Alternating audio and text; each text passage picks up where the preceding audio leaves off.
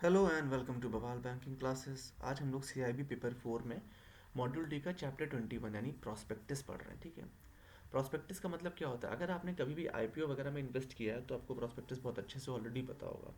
Prospectus का मतलब होता है कि ऐसा डॉक्यूमेंट जो कंपनी है उसके पूरे डिटेल्स बता रहा है। ठीक है, अब उसको रेड हेयरिंग प्रोस्पेक्टस से बोल सकते हैं, उसको सेल्फ प्रोस्पेक्टस से बोल सकते हैं। ठीक है, या कोई भी प्रकार की नोटिस, सर्कुलर या एडवर्टीजमेंट या अन्य डॉक्यूमेंट जो कि ये कह रहा है पब्लिक से कि आओ सब्सक्राइब करो आके हमारा IPO। ठीक है, मतलब इनिशियल पब्लिक ऑफरिंग जो हुई है या फॉलो पब्लिक ऑफरिंग जो है उन सब के लिए अपनी सिक्योरिटीज़ को बेचने के लिए कोई भी बॉडी कॉर्पोरेट जो डॉक्यूमेंट निकाल रही है वो एक तरह से प्रोस्पेक्टस है। उसको red hearing prospectus, shelf prospectus, notice, circular, advertisement या अन्य कोई भी डॉक्यूमेंट हो बोल सकते हैं। ठीक है, before moving on, I request to please subscribe to the YouTube channel, that is Bawal Banking Classes, and go to the corporate disclaimer that this video is for educational purposes only.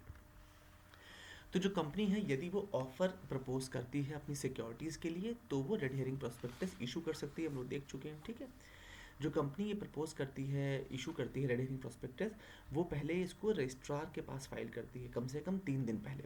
जब भी उसे अपना IPO खोलना है उससे कम से कम 3 दिन पहले उसको रजिस्ट्रार ऑफ कंपनीज के पास ये देना पड़ता है अपना रेड हेयरिंग प्रोस्पेक्टस, यही हमारा प्लान है, ये हमारी डिटेल्स हैं। जब वहाँ से अप्रूव होगा उसके बाद ही वो उसको पब्लिक में ला सकते हैं। जो रेड हेयरिंग प्रोस्पेक्टस है उसमें सारे जो कंपनी होती है उसके सारे ऑब्लिगेशंस वगैरह उस पर मेंशन होते हैं। और सबसे मेन चीज़ है कि जो रेड हेयरिंग प्रोस्पेक्टस है और जो फाइनल प्रोस्पेक्टस है, फाइनल से मतलब ये है कि भाई सब्सक्राइब होने के बाद कि कितने में क्या चीज़ बिकी, कौन सा शेयर कितने में अलॉट हुआ या कितने की बिडिंग हुई, कितने लोगों ने करी, वो सारी डिटेल्स जो होते हैं वो बाद में हाईलाइट किए जाते हैं क्योंकि वो पहले नहीं हो सकते ना।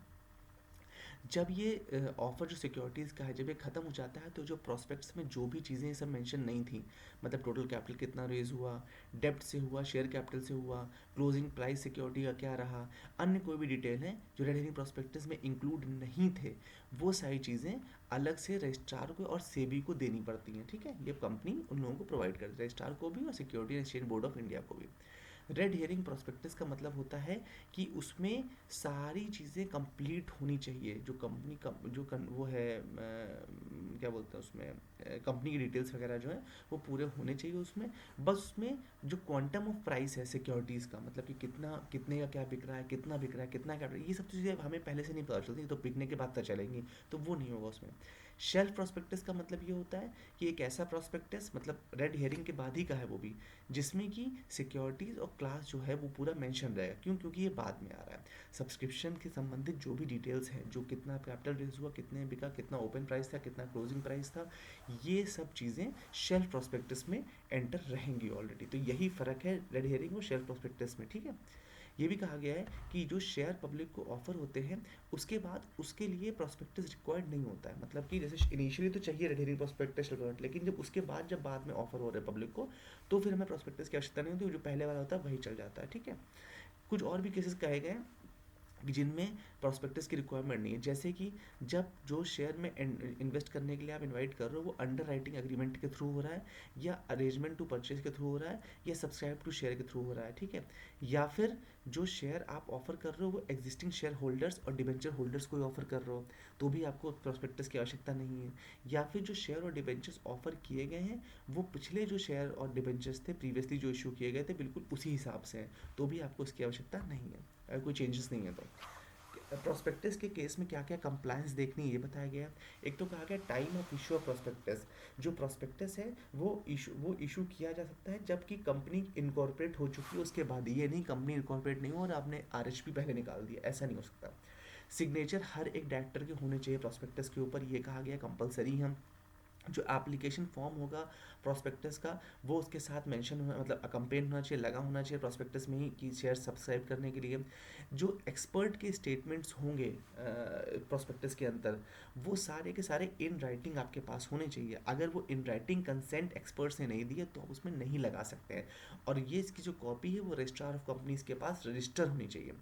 जो रजिस्ट्रेशन होगा प्रोस्पेक्टस का वो एक्चुअल जो इशू ऑफ प्रोस्पेक्टस होगा उसी के साथ में ही, मतलब रजिस्ट्रार ऑफ कंपनी के पास रजिस्ट्रेशन भी हो जाना चाहिए और डिलीवर हो जाना चाहिए। यदि मान लीजिए प्रोस्पेक्टस में कोई मिस स्टेटमेंट है, कोई अनट्रू स्टेटमेंट है, कोई झूठ है, तो क्या क्या रेमेडीज़ हैं? जो भी उसमें मिस स्टेटमेंट होगा उसमें कंपनी के अगेंस्ट रेमेडी है। ठीक है, उसमें प्रमोटर और एक्सपर्ट्स ने अगर कुछ गलत स्टेटमेंट दिया है जो कि सही नहीं है तो उसके अगेंस्ट भी इंडिविजुअल्स के पास रेमेडी है। और जो लाइबिलिटी है, चाहे कंपनी हो, चाहे प्रमोटर हो, चाहे एक्सपर्ट्स हो, इनकी लाइबिलिटी सिविल और क्रिमिनल दोनों तरह की होती है। क्रिमिनल लाइबिलिटी के लिए कहा गया है, सेक्शन 34 में कहा गया कि यदि कोई अनट्रू स्टेटमेंट मिलता है किसी एक्सपर्ट के द्वारा या किसी प्रमोटर के द्वारा या किसी के द्वारा भी, तो जो प्रोस्पेक्ट जो भी वो होगा वो पनिशेबल होगा, उसमें फाइन भी हो सकता है और इम्प्रिजनमेंट भी हो सकता है।